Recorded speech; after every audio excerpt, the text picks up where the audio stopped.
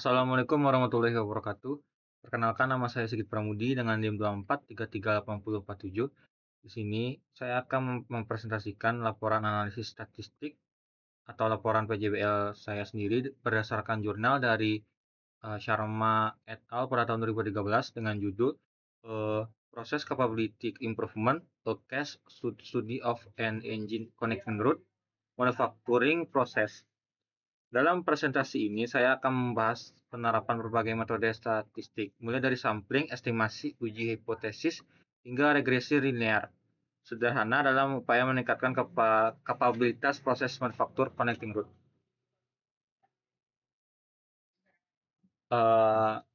Selanjutnya ada konteks jurnal. Konteks penelitian pada jurnal tersebut adalah meningkatkan kapabilitas proses manufaktur connecting route dengan mengurangi variasi dimensi kritis atau CTQ. CTQ adalah jarak pusat lubang baut bolt hole center distance. Nilai nominal yaitu 100 mm, toleransinya kurang lebih 0,050 mm. Metode yang digunakan yaitu Sigma DMAIC, SPC, ANOVA, dan DOE. Faktor yang dianalisis antara lain keausan drill bus, proximity limit switch, kalibrasi alat ukur, setup mesin, gaya penjepitan, kondisi paha, dan rimer.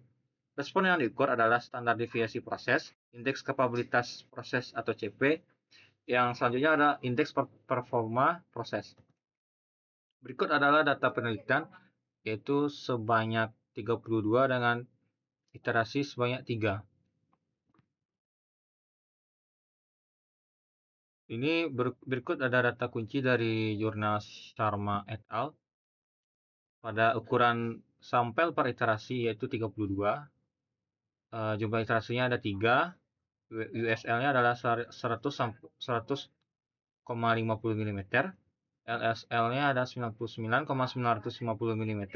Iterasi 1 yaitu 0,017 mm. Iterasi 3 yaitu 0,009 mm.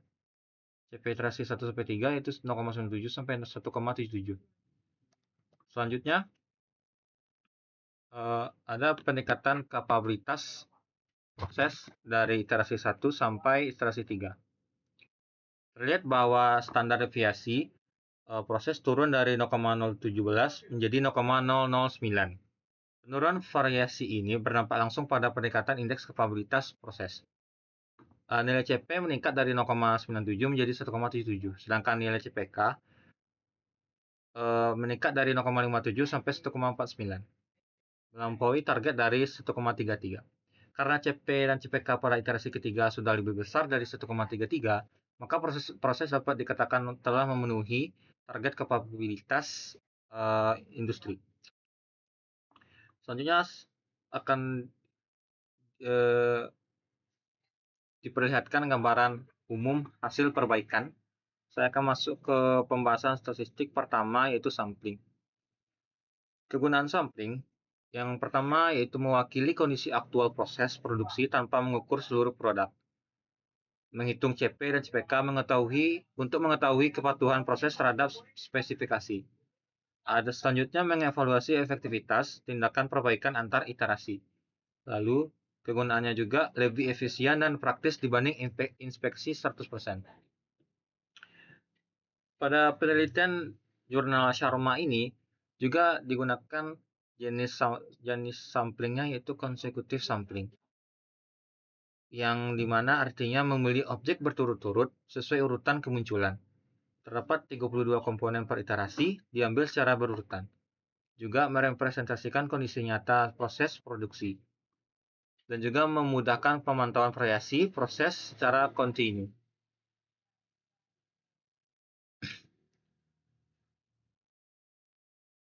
Distribusi sampling atau standard error of the mean atau SEM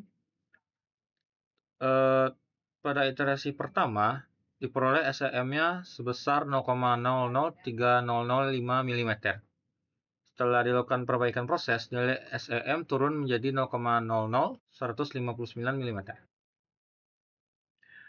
Artinya penurunan sebesar 47%. Semakin kecil nilai SEM menunjukkan bahwa estimasi rata-rata semakin presisi dan variasi proses semakin terkendali. Selanjutnya ada distribusi sampling proporsi, yaitu yield proses. Distribusi sampling proporsi digunakan untuk mengestimasi yield atau persentase produk dalam spesifikasi. Pada iterasi pertama, CP sama dengan 0,97, CPK sama dengan 0,57. Yield yang rendah, banyak komponen di luar spesifikasi.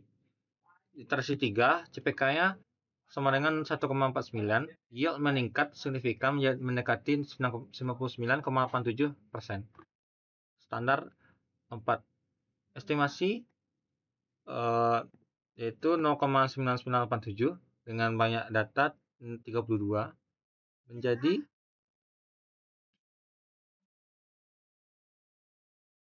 0,637%. Semakin kecil SE, semakin tinggi kepercayaan estimasi proporsi yield proses. Yang kedua ada estimasi. Estimasi, konsep dan interval kepercayaan. Konsep dasar estimasi yaitu memperkirakan parameter populasi berdasarkan data sampel. Ada juga parameter populasi yaitu nilai sebenarnya yang ingin diukur. Ada statistik sampel yaitu nilai yang dihitung dari sampel. Ada juga interval kepercayaan 95% dengan 100 sampel berbeda. Sekitar 95 interval akan mengandung parameter populasi.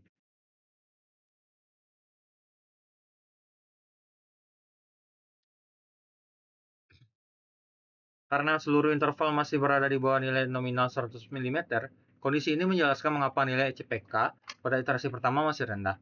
Setelah perbaikan proses, rata-rata semakin mendekati target dan interval kepercayaan menjadi lebih sempit. Estimasi proporsi dan varians. Pada contoh estimasi proporsi cacat, diasumsikan terdapat 8 produk dari 32 sampel sehingga diperoleh proporsi cacat sebesar 25%. Interval kepercayaan yang cukup lebar menunjukkan bahwa ukuran sampel masih relatif kecil dan estimasi proporsi yang sangat presisi.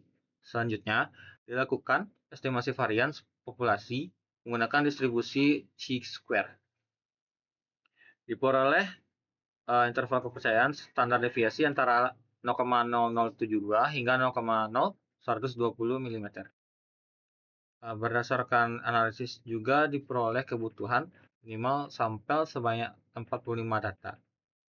Untuk mencapai presisi plus minus 0,005 mm.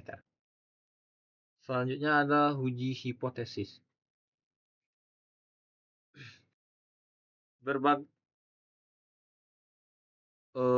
Berbagai pengujian statistik dilakukan untuk memverifikasi keberhasilan tindakan perbaikan. Hasil menunjukkan bahwa perubahan yang terjadi bukan disebabkan oleh faktor kebetulan semata, melainkan merupakan dampak nyata dari tindakan perbaikan proses.